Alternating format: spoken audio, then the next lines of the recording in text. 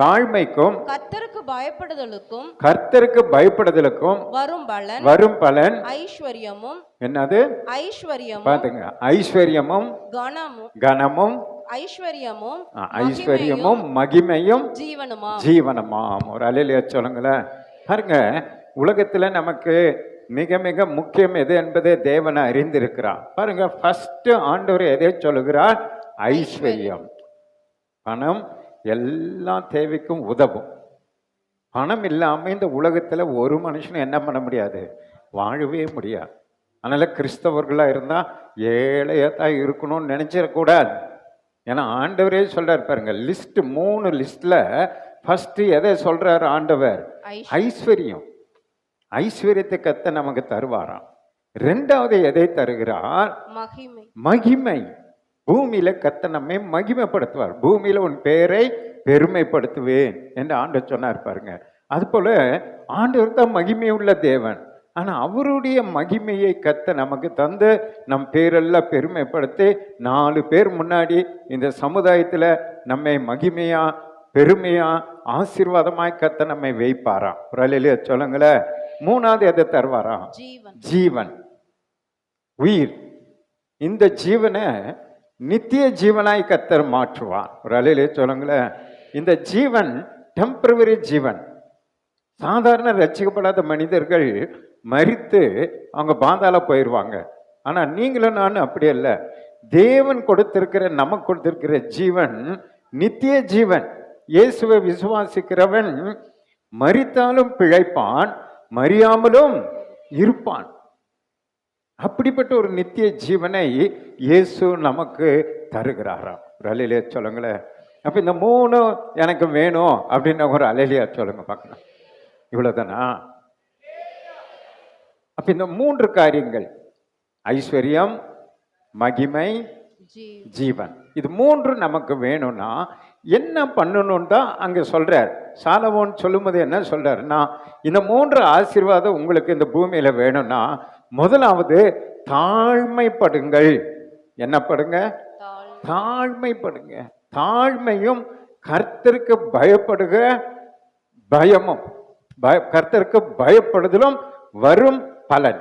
நீங்க தாழ்மையாவும் கர்த்தருக்கு பயந்து நீங்க நடந்தீங்கன்னா அதுக்கு ஒரு சம்பளம்ன்றார். அதுக்கான ஒரு பலன், அதுக்கான ஒரு கிஃப்ட். இப்ப நீங்க வசனா எழுதுனீங்க, ஊழியம் செஞ்சீங்க, உங்களுக்கு நாங்க ஒரு சின்ன கிஃப்ட் கொடுத்துருக்குறோம். இது போல உங்களுக்கு ஒரு கிஃப்ட் ஆண்டவர் வைத்திருக்கிறார். 3 கிஃப்ட் வைத்திருக்கிறார். இதுக்கு 2 காரியம் நாம செய்யணும். 3 ஆசீர்வாதத்திற்கு 2 காரியம். அந்த 2 காரியம் என்னன்னா, தாழ்மையா இருக்கணும், கர்த்தருக்கு பயப்படணும். புரியுதுன்னா ஒரு அல்லேலூயா சொல்லுங்க. தாழ்மை என்றா நீங்க அப்படியே மீசை எடுக்கணும், அப்படி நகையெல்லாம் கழட்டிடணும், அல்லது வெள்ளை கலர் சட்டை போட்டுக்கணும், அப்படி இல்லை. அது பின்னாடி வரும்போது வசனத்தோடு நான் உங்களுக்கு சொல்லித்தரேன். தாழ்மை என்பதை முதல்ல நம்ம புரிந்து கொள்ளணும். தாழ்மை குறித்து யாக்கோபு 4ஆம் அதிகாரம் 10வது வசனத்துல என்ன சொல்றாரு பாருங்க. யாக்கோபு 4:10. கர்த்தருக்கு முன்பாக தாழ்மைப்படுங்கள். பாத்தீங்களா? கர்த்தருக்கு முன்பாக தாழ்மை. நம்ம மனுஷருக்கு முன்பாக அல்ல, கர்த்தருக்கு முன்பாக முதல்ல நீங்க தாழ்மைப்படுங்கள். அப்பொழுது அவர் உங்களை உயர்த்துவார். அப்போது உங்களை ஆண்டவர் என்ன பண்ணுவாரு? உயர்த்துவார். உயர்த்துவார்னா பணத்துல உங்களை உயர்த்திடுவாரு, மகிமையில உங்களை உயர்த்திடுவாரு, நித்திய ஜீவன்ல உயரமான ஒரு ஸ்தானத்துல உங்களுக்கு ஆசீர்வாதத்தை கொடுத்துருவார். இதுக்கு என்னைக்குமே பைபிள்ல ஒரு ஆசீர்வாதம் வேணும்னா ஒரு கண்டிஷன் இருக்கும். கண்டிஷன் இல்லாத ஆசீர்வாதம் ஆண்டவர் தரவே மாட்டார். இந்த 3 ஆசீர்வாதம் உங்களுக்கு வேணும்னா இந்த 2 காரியம். அதுல யாக்கோபு சொல்லுகிற காரியம் என்னன்னா, நீங்க கர்த்தருக்கு முன்பாக தாழ்மைப்படுங்கள், அப்பொழுது அவர் உங்களை என்ன பண்ணிடுவார்? ஆட்டோமேட்டிக்கா அப்படியே உயர்த்திடுவார். கர்த்தருடைய சமூகத்துல, கர்த்தருடைய பார்வையில உங்களை தாழ்த்தணும். எதுவுமே நாம் நம்மை பெருமைப்படுத்திக் கொள்ளக்கூடாது. என்னால முடியும் நம்ம நினைக்க கூடாது. பாபிலோன் தொங்கும் தோட்டத்தை கட்டின அந்த மனுஷன் இது நான் செய்தது என்னால அப்படின்னு பெருமையா பேசினான். அவன் ஒன்றும் இல்லாம போயிட்டான். அந்த நாங்கிற எண்ணம் மட்டும் என்ன கூடாதான் நம்முடைய வாழ்க்கையில வரக்கூடாது. அப்படின்னா என்னன்னா, என்னுடைய வாழ்க்கையில இருக்கிற எல்லாமே கர்த்தர் எனக்கு தந்தது அப்படிங்கிற எண்ணம் உடையவர்களாய் நாம் இருந்தா கர்த்தருக்கு முன்னாடி எப்படி இருப்போம்? தாழ்மையா இருப்போம். அதான் ரகசியம். எல்லாம் கர்த்தர் தந்தது, எல்லாம் என்ன ஆண்டவர் கொடுத்தது. இது என்னால் உண்டானது அல்ல, கர்த்தரால் உண்டானது. நிறைய பேர் படிக்கல, நீங்க சில பேர் படிச்சிருக்கிறீங்க. நிறைய பேர் ஐஸ்வர்யவான்களா இல்லை, நீங்க நிறைய பேர் ஐஸ்வர்யவான்களா இருக்கிறீங்க. நிறைய பேர் சுகத்தோடு பலத்தோடு இல்லை, நாம நிறைய பேர் சுகத்தோடு இருக்கிறோம். இதெல்லாம் என்னன்னா நம்முடைய பலத்தினால் வந்தது அல்ல, இதுல நம்முடைய திறமை கிடையாது. இதுல கர்த்தருடைய ஈவு, கர்த்தருடைய கிருபை. அப்ப என்ன பண்ணணும்? எந்த அளவுக்கு நம்ம நல்லா உயர்ந்து சந்தோஷமா ஆசீர்வாதமா இருக்கிறோமோ அந்த அளவுக்கு தேவனுக்கு முன்பாக தாழ்மையா இருக்கணும். தாழ்மை. ஆண்டவரே இதெல்லாம் உங்களால தான் ஆண்டவரே, இதெல்லாம் என்னால அல்ல அப்படிங்கிற தாழ்மை இருக்கணும். தாவீது பாருங்க, அவனை ஆடுகள் மேய்த்து கொண்டிருந்த அவனை, ஆடுகளுக்கு பின்னாடி இருந்த தாவீத அந்த இஸ்ரவேலின் ராஜாவாய் கர்த்தர் மாற்றினான். இஸ்ரவேலுக்கே ராஜாவாய் மாற்றினான். ஆனா அவனுடைய வாழ்க்கையில ஒவ்வொரு அற்புதம் நடக்கும் போதும், உயர்வு வரும்போதும், அவன் தன் வீட்டுல ஒரு அறை இருக்குமா, அந்த அறைக்குள்ள போய் பல மணி நேரம் ஜெபம் பண்ணிட்டு வருவாராம். கஷ்டம் என்னடா இங்க போய் பண்றாரு அப்படின்னு சொல்லி அவங்க சர்ச் பண்ணி பார்க்கும்போது பிறகு ஒரு நாள் கண்டுபிடித்து இருக்கிறாங்க. அந்த ரூம்குள்ள போய் பார்த்தா ஒன்றும் இல்லை, அவன் ஆடு மேய்த்து கொண்டிருக்கும் பொழுது அவனுடைய கையில இருந்த அந்த கோலும் அந்த கவனும் அவன் போட்டிருந்த அந்த கிழிஞ்ச ட்ரெஸ் இருக்கு பாருங்க, அந்த அழுக்க வஸ்திரம், அதுதான் அங்க இருந்துச்சான். அப்படின்னு என்ன அர்த்தம்? ஒவ்வொரு முறை அவனை கர்த்தர் உயர்த்தும் போதும் இவன் அந்த அறைக்குள் போய் அந்த பழைய நினைவுகளை நினைவுபடுத்தி, ஆண்டவரே நான் ஆடுகளுக்கு பின்னாடி இருந்தவன், ஆடு மேய்ச்சிட்டு இருந்தவன், ஒன்றுக்கு உதவாதவன், இப்படி தாழ்மையில இருந்த மனுஷன், இப்படிப்பட்ட என்னை நீங்க இவ்வளோ பெரிய ராஜாவா என்னை உயர்த்தி என்னை ஆசீர்வதித்திருக்கிறீங்களே, உமக்கு நன்றின்னு சொல்லி ஜெபம் பண்ணுவானா. அதான் கர்த்தருக்கு முன் தாழ்மைப்படுதல். இன்னைக்கு ராஜா ஆயிட்டேன் அப்படின்னு சொல்லி கர்த்தரை விட்டு விடல, கர்த்தருக்கு முன்னாடி பெருமை பாராட்டல, தன்னை தாழ்த்தி கர்த்தருக்கு முன்னாடி அவன் என்ன பண்ணுகிறான்? ஆண்டவருக்கு நன்றி சொல்லுகிறவனா இருக்கிறான். நீங்க வண்டி போகும்போது சில லாரியில பின்னாடி பாருங்க ஒரு வாசகம் ஒன்று போட்டிருப்பாங்க. நிறைய லாரியில நான் படிச்சிருக்கிறேன். என்ன வாசகம் போட்டிருக்கிறாங்கன்னா, இன்னைக்கு நீ எந்த நிலையில இருந்தாலும் வந்த நிலையை நீ என்ன பண்ணாத, மறக்காதே அப்படின்னு பின்னாடி எழுதி வச்சிருப்பான் நிறைய லாரியில. எவ்வளவு உண்மையான வார்த்தை பாருங்க. இன்னைக்கு நாம எந்த நிலையில வேணாலும் இருக்கலாம், ஆனா நம்முடைய வாழ்க்கையில நம்ம ஆரம்பத்துல வந்த நிலையை மட்டும் என்ன பண்ணக்கூடாது, மறக்கவே கூடாது.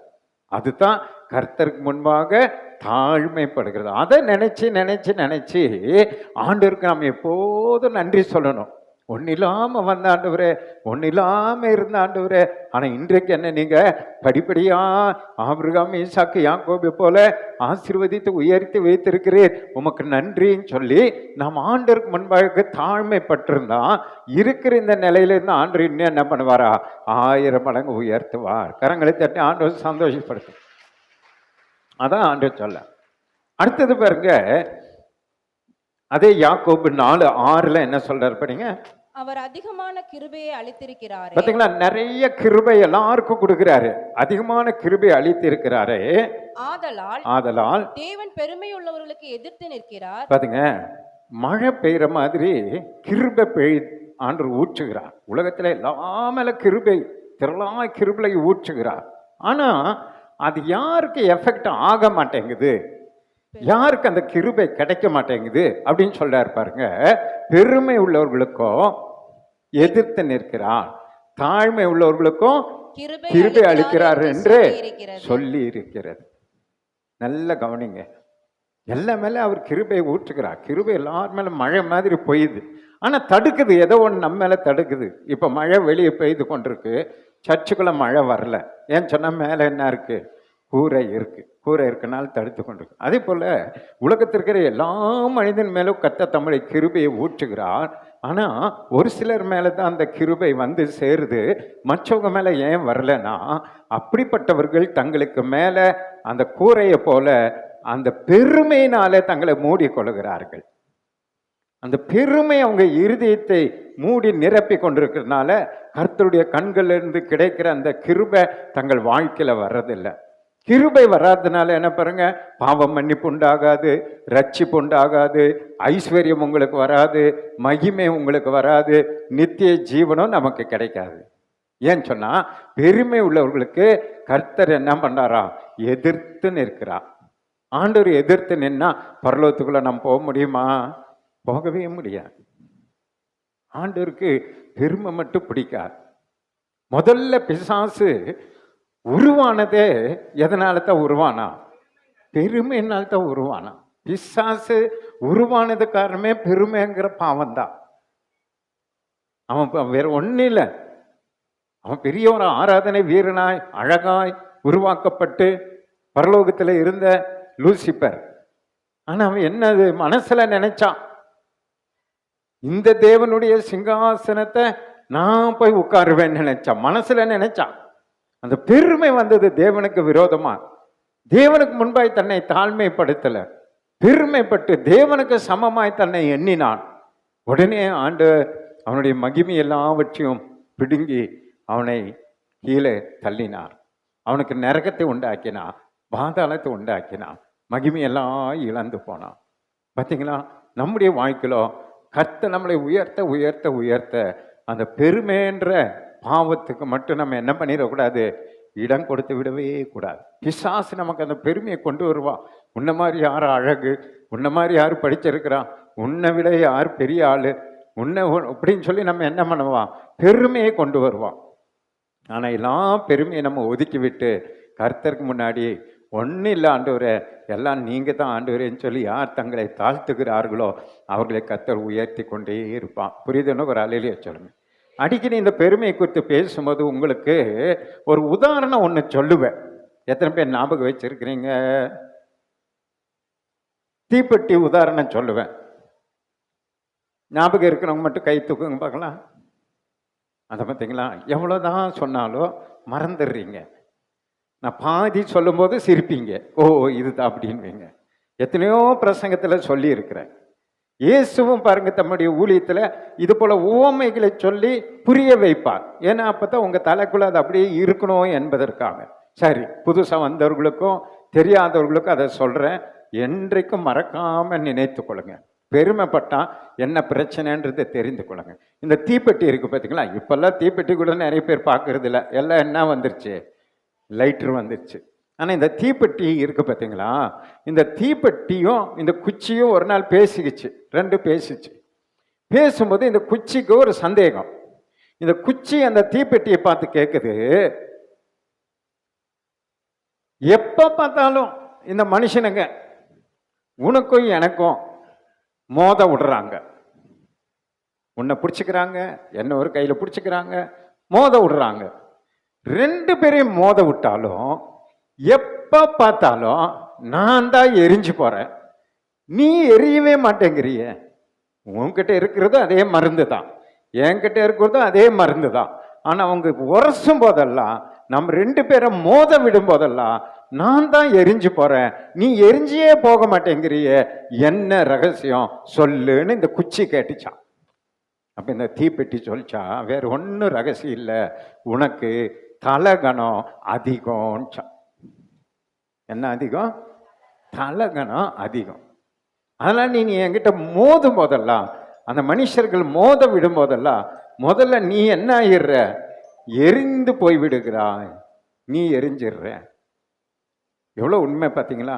அதான் ஆண்டவர் சொல்ல, பெருமை உள்ளவனுக்கு கர்த்தர் எதிர்த்து நிற்கிறான். ஆனால் நம்ம வாழ்க்கையில ஐஸ்வர்யம், மகிமை, ஜீவன் வேணும்னா ஃபர்ஸ்ட் பாயிண்ட் தாழ்மையை தரித்து கொள்ளுங்கள் அப்படின்னு அடுத்த வசனத்துல சொல்ல பாருங்க.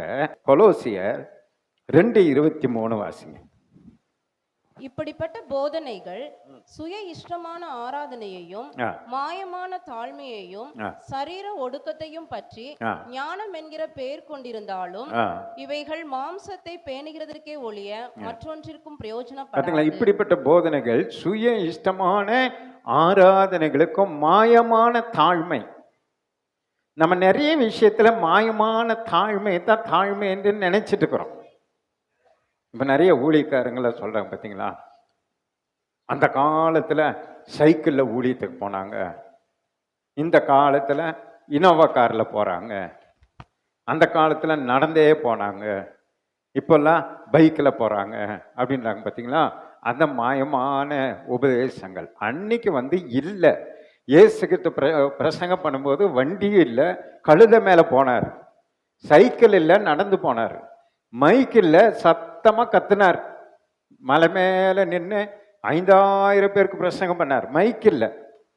ஆனால் இன்றைக்கு ஆண்டவர் கிருபையினால் எல்லாம் கொடுத்துருக்கிறாரு. கொடுத்த பிறகு நான் தாழ்மையாக இருப்பேன், நான் இயேசு போல இருப்பேன் அப்படின்னு நினச்சிட்டு இன்னைக்கு நம்ம நடந்து போயிட்டோம், கழுதன்னு மேலே போயிட்டோம், நான் தாழ்மை உள்ளவன் என்று நினைத்து கொண்டு இருக்கக்கூடாது. அதான் அவர் சொல்றார், இதெல்லாம் பிரயோஜனம் இல்லை. அப்படிப்பட்ட தாழ்மை கர்த்தர் எதிர்பார்க்கல. அப்ப என்ன சொல்றாரு, சரீர ஒடுக்கத்தை பற்றி ஞானம் என்று பேர் கொண்டிருந்தாலும் சரீரத்தை ஒடுக்கிட்டு நல்ல ட்ரெஸ் போடாம, நல்ல அழகா நம்ம உடுத்தி கொள்ளாம, எப்போ பார்த்தாலும் ஒரு ஏழ்மை, தாழ்மை, இதுதான் தாழ்மை நினைச்சு நம்ம வாழ்ந்து கொண்டு அந்த மாயமானமான ஒரு தாழ்மை நீங்கள் தாழ்மை என்று நினைக்காம, இவைகள் மாம்சத்தை பேணுங்கிறதுக்குள்ளேயே மற்ற ஒன்றுக்கு அது என்ன ஆகாது, பிரயோஜனப்படாது. அந்த ரெண்டுக்கும் நீங்க வித்தியாசம் தெரிந்து கொள்ளணும். தாழ்மை என்றால் என்னன்னா, உங்க இருதயத்திலிருந்து தேவனுக்கு முன்பாக மனிதர்களுக்கு முன்பாக தாழ்மையாய் வாழ்ந்து காண்பிக்க வேண்டும். புரிந்துன்ற ஒரு அலையிலேயே சொல்லுங்க. ஒரு இடத்துல ஆண்டு சொல்றார், காலையில் ஞாபகம் வரல, இப்போ தான் ஞாபகம் வருது. ஒரு ஃபங்க்ஷனுக்கு நீங்கள் போனீங்கன்னா, அந்த ஃபங்க்ஷனில் போனோடனே நேர போய் எங்கே உட்காராதீங்க, மேடையில் உட்காராதீங்க, எங்கே உட்காருங்க, போனோடனே கீழே உட்காருங்கன்றார். சில பேர் பார்த்தீங்களா, தான் பெரிய பெரிய ஆள் மாதிரி, ஊழியக்காரங்களாம் அப்படிதான், பெரிய ஊழியக்காரனை பிஷப் ரெவரண்டுன்னு சொல்லிட்டு அவங்கள அந்த அந்த சர்ச் ஃபங்க்ஷனுக்கே கூப்பிட்டுருக்க மாட்டாங்க, நேராக வந்து மேலே உட்காந்துருவாங்க. அது ஆக்சுவலாக அது வேறவங்களுக்காக போட்ட சேராக இருக்கும், இவங்க பெரிய ஆள் மாதிரி வந்து உட்காந்துக்குவாங்க. இப்போ என்ன ஆகும், இயேசு சொல்கிறார், நீ போய் உட்காந்துட்டே சரி, ஆனால் அடுத்தது என்ன நடக்க தெரியுமா, அங்கே யாருக்காக சேர் போட்டிருக்காங்களோ அவன் வந்துடுவான். அவங்க வந்த உடனே அந்த ஆர்கனைசேஷன், அந்த நடத்துகிற பெரிய பாஸ்டர் நேராக உங்ககிட்ட வந்து என்ன சொல்வார், நீ கீழே போ, இங்கே ஆள் வந்துட்டாங்க அப்படி கீழே அனுப்புவாங்க. கீழே அனுப்பும்போது சர்ச்சில் இருக்கிற அத்தனை பேர் முன்னாடி உனக்கு என்ன உண்டாகும், வெக்கம் உண்டாகுன்ற முன்கூட்டியே பைபிளில் சொல்லி வச்சுட்டேன். அப்போ நீ மேன்மைக்காக பெருமைக்காக மேடையில் உட்காரணும்னு சொல்லி முந்திக்கலாத, பெருமைக்காக முன்னாடி போய் உட்காராத. அப்புறம் உன்னை விட பெரிய பாஸ்டர் வந்தோடனே உன்னை கீழே போய் உட்காருன்னுவாங்க, அது உனக்கு வெக்கமாக தோன்றுன்றார். அதனால எவ்வளவா நீ உன்னை உயர்த்தி இருந்தாலும் நம்ம நேர போய் முதல்ல கீழே தான் உட்காரணும். அப்புறம் அவங்க இடம் இருந்து, ஓ பாஸ்டர் வந்திருக்காரு, பாஸ்டர் முன்னாடி வந்து உட்காருங்க அப்படின்னு சொன்னாதான் நம்ம என்ன பண்ணோம், முன்னாடி போகணும்னு பைபிள் அழகாக சொல்லுது. இதுதான் தாழ்மைக்கான வழிகளை நம்முடைய வேதம் நம்ம கற்றுக் கொடுக்கிறது. புரிதனவங்க கரங்களை தட்டி ஆண்டவர் சந்தோஷப்படுத்துங்க. டைம் இல்லாததுனால நம்ம அப்படியே போல நிறைய கருத்துக்கள் இருக்கு தாழ்மை குறித்து, பட் நமக்கு நேர குறைவாய் இருக்கிறது. அதே கொலோசியர் 3:12 வாசிங்க. ஆகையால் நீங்கள் தேவனால் தெரிந்து கொள்ளப்பட்ட பரிசுத்தரும். நீங்கள் பார்த்தீங்களா, யார் ஏன் நீங்க தாழ்மையா இருக்கணும்னா, ஒரு பாருங்க 140 கோடி ஜனங்க மத்தியில கொஞ்சம் பேர் தான் நம்ம தெரிந்து கொள்ளப்பட்டிருக்கிறோம். எவ்வளோ பெரிய மகிமை பாருங்க, அது எவ்வளோ பெரிய செலக்ஷன் பாருங்க. கொஞ்சம் பேர் தான் நம்ம ரட்சிக்கப்பட்டிருக்கிறோம். அப்படிப்பட்ட ரட்சிப்பில் உங்களை தெரிந்து கொள்ளப்பட்ட பரிசுத்தர் ஆண்டு உங்களை பரிசுத்தப்படுத்தினதுனால, பிரியருமாய் நீங்க ஆண்டருக்கு பிரியமாய் இருக்கிறதுனால உருக்கமான இரக்கத்தையும், நீங்க எப்படி இருக்கணும் பாருங்க, உருக்கமான இரக்கத்தையும் தயவையும் பாத்தீங்களா, மனத்தாழ்மையும் சாந்தத்தையும் நீடிய பொறுமையும் தரித்து கொள்ளுங்கள். தரித்து கொள்ளுங்கன்னா என்ன அர்த்தம், தரித்து கொள்ளுங்கன்னா என்ன அர்த்தம் சொல்லுங்க. ஏன்னா நிறைய பேருக்கு தமிழ் புரிய மாட்டேங்குது. இங்கிலீஷில் சொன்னால் புரியும், தமிழில் சொன்னால் நிறைய பேருக்கு இப்போல்லாம் புரியுறது இல்லை. தரித்து கொள்ளுங்கன்னா போட்டுக்கங்க, மேலே ட்ரெஸ் போட்ட மாதிரி போட்டுக்கங்கன்றார். அப்போ எதையெல்லாம் நம்ம அனுதினமோ டெய்லி நம்ம போட்டுக்கணும்னா, முதலாவது உருக்கத்தை, ஏன்னா அவர் நம்ம மேல பிரியமா இருக்காரு, நம்மளை பரிசுத்தப்படுத்தியிருக்காரு, நம்ம தெரிந்து கொண்டிருக்கிறார். ஆனால் உருக்கம் உள்ளவர்களா இருக்கணும், இரக்கம் உள்ளவர்களா இருக்கணும், தயவு உள்ளவர்களா இருக்கணும், மன தாழ்மையா இருக்கணும், சாந்தத்தையும் நீடிய பொறுமை உள்ளவர்களையும் ட்ரெஸ் மாதிரி போட்டுக்கணும். பெருமைப்படக்கூடாது, கோபப்படக்கூடாது, சண்டை போடக்கூடாது, எல்லாத்துல என்னை விட்டா யாரு கிடையாது, நான் எல்லாத்தையும் அடைக்கிறவேன் அப்படிங்கிற இறுதிய குணமுள்ளவர்களா நம்ம இருக்கக்கூடாது. நம்ம இந்த ட்ரெஸ் போல அதை நம்ம வாழ்க்கையில அதை தரித்து கொண்டிருக்கணும். ஏன்னு சொன்னா நாம் தேவனால் தெரிந்து கொள்ளப்பட்டவர்கள். ஒரு அல்லேலூயா சொல்லுங்களா. தாயின் கருவிலே உருவாகும் முன்னே, சொல்லப்போனா தாயே உருவாகும் முன்னே அவர் நம்மை தெரிந்து கொண்டார். கரங்களை தட்டி ஆண்டவர் சந்தோஷப்படுத்த பார்க்கலாம். அப்ப இப்படிப்பட்ட மன தாழ்மை உடையவர்களாய் நம்ம பூமியிலே வாழும் பொழுது அந்த 3 ஆசீர்வாதத்தை கொடுத்துருவார். அதை நீங்க மறக்க கூடாது. அது எப்படி தாழ்மையா வாழணும்னு உங்களுக்கு சொல்றேன். எபேசியர் 4:2 வாசிங்க. மிகுந்த மனத்தாழ்மையும், அது நம்ம எப்படிப்பட்டவங்களா இருக்கணும்? மிகுந்த மனத்தாழ்மையும் சாந்தமும் நீடிய பொறுமையும் உடையவர்களாய் அன்பினால் ஒருவரை ஒருவர் தாங்குங்க. அன்பினாலே ஒருவர் தாங்குங்க. அன்பு நமக்கு இருக்கணும்னா மேல 3 வந்துடணும். மிகுந்த தாழ்மை வரணும், சாந்தம் வரணும், பொறுமை வரணும். இப்படிப்பட்டவர்களாய் நம்ம இருந்து அன்பினால் ஒருவர் என்ன பண்ணுமா? தாங்கி நடத்தணும். தாழ்மை இருந்தா தான் நீங்க தாங்குவீங்க, இல்லாட்டி தள்ளி விட்டுருவீங்க. நீங்க வேலை செய்யற இடத்துல எந்த இடத்துல இருந்தாலும் உங்களுக்கு முன்னாடி ஒரு அதிகாரி இருக்கிறாருன்னா அவரை தள்ளி விட்டு நாம அந்த இடத்துக்கு போகணும்னு முயற்சி பண்ணுவீங்க. அதாவது உலகத்தில் அப்படித்தான் நடக்குது. அவரை தள்ளிட்டு இவரை தள்ளிட்டு அந்த சேரை நான் பிடிச்சிக்கணும், அந்த பதவியை நான் பிடிச்சிக்கணும்னு சொல்லி முயற்சி பண்ணுறேன். ஊழியத்தில் இது நடக்குது. அந்த பெரிய ஆளாயிடணும், பெரிய பாஸ்ட் ஆயிடணும், பெரிய நிலைக்கு வந்துடணும்னு சொல்லி ஒருத்தர் தள்ளி ஒருத்தர் பிடிக்கிறாங்க பார்த்தீங்களா. அதுக்கு தான் அவர் சொல்கிறாரு, நீங்கள் அப்படி பண்ணக்கூடாது. ஒருவர் நீங்கள் என்ன பண்ணணும்? தாங்கணும், சப்போர்ட் பண்ணணும். நமக்கு மேலே அதிகாரிகளை, மேலே இருக்கிறவங்கள, நமக்கு மேலே இருக்கிறவங்களை தள்ளி விடுகிற பிள்ளைகளாக இருக்கக்கூடாது. நாம் அவங்களை தாங்குகிறவங்களா இருக்கணும். நம்ம விட அவங்க வயசில் சின்னவங்களா இருக்கலாம், ஆனால் நம்மளை விட பெரிய பதவிக்கு வந்திருக்கலாம். அதுக்காக அவரை தள்ளிட்டு நான் அந்த பதவிக்கு வந்துடணுன்னு இந்த குறுக்கு மைண்டு வேலையெல்லாம் செய்யக்கூடாது. ஆண்டவர் நமக்கு மேலே வைத்திருக்கிறார், அவர் நமக்கு அதிகாரி, எனக்கு தலைவர் அவர் தான், அவரை நான் தாங்கணும் அப்படின்னு சொன்னால் நமக்கு என்ன வேணும்? அன்பு வேணும். ரலையிலே சொல்லுங்களேன். அவங்க மேலே அன்பு இருந்தாதான் அவர்களை நம்முடைய அதிகாரிகளாய் தாங்குகிறதுக்கு கர்த்தர் நமக்கு பலன் தருவார்.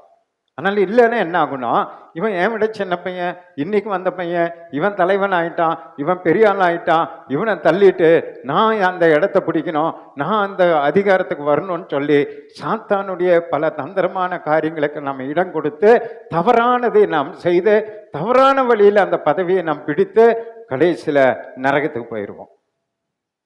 அதான் அவர் சொல்றார், உங்க அன்பினாலே தாங்கணும், மற்றவர்களை தாங்கி நிற்கிற பிள்ளைகளாக இருக்கணும்னா உங்க வாழ்க்கையில மிகுந்த தாழ்மையும் சாந்தமும் நீடிய பொறுமை உடையவர்களா இருக்கணும்.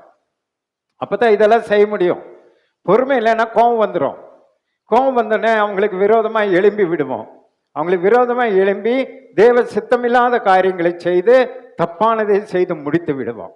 ஒருவரை குறித்து நான் சொல்லி முடிக்கிறேன். அடுத்த வசனத்தை வாசிங்க. பிலிப்பியர் 2:2 அதிகாரம் 3வது வசனத்தை வாசிங்க. ஒன்றையும் வாதினாலாவது. பாத்தீங்களா, நம்ம எப்படி பண்ணோமோ ஒன்றையும் வாதினாலுன்னா தேவையில்லாத பேச்சு. நீ நானான்னு சொல்லி நான் சொல்றத நான் பிடிச்ச முயலுக்கு தான் 3 காலு நிக்கிற பாருங்க. அப்படிப்பட்ட பேச்சினாலும் அல்ல, வீணான பெருமையினால் அல்ல, மனத்தாழ்மையினால் ஒருவரை ஒருவர் தங்களிலும் மேன்மையானவர்களாக என்ன கடவீர்கள். என்னைக்கு நீங்க மற்றவர்களை உங்களை விட பெரியவங்க, இவங்களுக்கு நாம துரோகம் பண்ணக்கூடாது, இவங்க பேரை கெடுக்க கூடாது, இவங்க பதவிக்கு விரோதமா நம்ம செய்யக்கூடாது, இவங்களுக்கு விரோதமா நம்ம பேசக்கூடாது அப்படின்னு நீங்க நினைக்கணும். மத்தேயுல ஒரு நல்ல வசனம் இருக்கும், மற்றவர்கள் உங்களுக்கு என்ன செய்ய வேண்டும் என்று விரும்புகிறீர்களோ அதையே நீங்கள் அவர்களுக்கு செய்யுங்க அப்படின்னு இருக்கும். கனம் பண்ணுகிறதில் நீங்கள் முந்தி கொள்ளுங்கள் என்று இருக்கும். ஒருத்தர் பிரைஸ் லார்ட் சொல்றதுக்கு முன்னாடி நீங்க சொல்லிருங்கன்னு இருக்கு. பிரைஸ் லார்ட் நீங்க சொல்லிருங்க. நம்ம என்ன நினைப்போம்னா, நான் பெரிய பாஸ்டர், இது சொல்லவே மாட்டேங்குது, சின்ன பொண்ணு சொல்ல மாட்டேங்குது அப்படின்னு இருக்காது என்றார். சின்ன பொண்ணோ பெரியவங்களோ யாரோ எதிரில் வர்றாங்கன்னா முதல்ல நீ என்ன பண்ணிரு, பிரைஸ் லார்ட் சொல்லிடுன்றார். முந்திக்கொள், கனம் பண்றதுல முந்திக்கொள்ளுன்றார், தாங்குகிறதுல முந்திக்கொள்ளுன்றார். அப்படிப்பட்ட குணமுள்ளவர்களா இருக்கும்போது தான் ஒருவரே ஒருவர் தங்களிலே மேன்மையாக எண்ண கடவீர்கள். அப்பதான் உங்களுக்குள்ள அந்த பிரச்சனை பண்ண மாட்டீங்க, வீண் பெருமை இருக்காது, எல்லாவற்றிலும் மனத்தாழ்மையா இருக்க கத்த நமக்கு உதவி செய்வா. புரிதனோட அல்லையே சொல்லுங்களேன். இந்த தாழ்மையினுடைய ஆழமான ஒரு கருத்து உங்களுக்கு சொல்ல பாருங்க. இதுவரைக்கும் நான் சொன்னது கூட கிடையாது. வேதத்துல யூதாஸ் என்கிற ஒரு மனுஷன் செத்து போயிட்டான், நான்று கொண்டு செத்து போயிட்டான். இப்போ 12 சீஷர்ல ஒரு சீஷர் என்ன ஆயிடுச்சு, குறைவாகி போச்சு. இப்போ அந்த இடத்துக்கு ஒரு சீஷனை கொண்டு வரணும். கொண்டு வர்றதுக்கு அங்கே நிறைய எல்லாம் டிஸ்கஷன் எல்லாம் போயிட்டு இருக்கு. இப்போ 2 பேர் இருக்கிறாங்க. இந்த 2 பேர்ல இப்போ என்ன பண்ணணும், ஒருத்தரை செலக்ட் பண்ணணும். இப்போ ஒருத்தரை செலக்ட் பண்றதுக்கு அவங்க என்ன பண்றாங்க, சீட்டு போடுறாங்க. குலுக்கி சீட்டு போடுறாங்க. குலுக்கி சீட்டு போடும்போது மத்தியா என்கிற மனுஷனுடைய பேருக்கு சீட்டு விழுந்துருச்சு, சீட்டு வந்துருச்சு. இன்னொருத்தன் ரிஜெக்ட் ஆயிடுச்சு. அவனும் மத்தியா போல நல்ல மனுஷன், நல்ல ஊழியக்காரன், நல்ல ரட்சிக்கப்பட்டவன், ஆண்டவருக்கு போக பாடுபட்ட மனுஷன். ஆனா ஒருத்தர் செலக்ட், ஒருத்தர் ரிஜெக்ட். நீங்களும் நானும் அப்படி ரிஜெக்ட் ஆயிருந்தா என்ன செய்திருப்போம் நினைச்சு பாருங்க. உடனே இயேசுவை விட்டு போயிட்டு இருப்போம், கர்த்தர் விட்டு போயிட்டு இருப்போம். ஏன்னா இவ்வளோ ஊழியம் செஞ்சு, இப்படி நான் சீஷர்களோடு கூட இருந்து, இப்படியெல்லாம் நான் பாடுபட்டு என்ன ரிஜெக்ட் பண்ணிட்டாங்களே. 12 சீஷர்ல ஒரு 13வது சீஷனா என்ன சேர்த்துருக்கலாமே. நம்மளே ஆலோசனை பண்ணுவோம், ஆண்டவருக்கே ஆலோசனை கொடுப்போம். ஊழியத்தை விட்டு நம்ம அப்படிதானே பாருங்க. சர்ச்சில் ஒரு சின்னது ஏதாவதுன்னா ஊழியத்தை விட்டு போயிடுறோம், சண்டே ஸ்கூல் எடுக்க மாட்டேங்கிறோம், நான் இனிமேல் வரமாட்டேங்கிறோம். நம்ம சர்ச்சில் இல்லை, உலகத்தில் இருக்கிற அத்தனை சர்ச்சில் இந்த பிரச்சனை இருக்குது. எல்லாரையும் தாங்கினாதான் உற்சாகமாக செய்வாங்க, கொஞ்சம் ஏதாவதுன்னா உடனே ஓடி போயிடுவாங்க. அப்படிப்பட்ட ஒரு எண்ணத்தை பிசாசு சபைக்குழுக்குள்ள விசுவாசிகளுக்குள்ள வைத்திருக்கிறான். ஆனா இங்க நடந்த சம்பவம் என்ன தெரியுமா, அந்த ரிஜெக்டன் அந்த மனுஷன் இருக்கா பாருங்க, அவனை குறித்து அதுக்கு பிறகு பைபிள்ல இல்லை. ஆனா ஒரு சரித்திர புஸ்தகத்தில் அவனை பற்றி எழுதப்பட்டிருக்கிறது.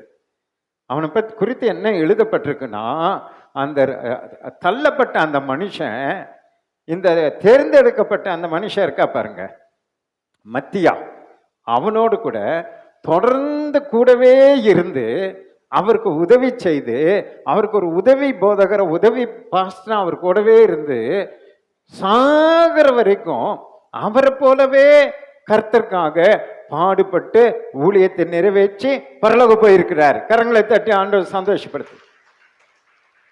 இதுதான் தாழ்மை, இதுதான் தாழ்மை. நாம் அப்படி பண்ணுவோமா?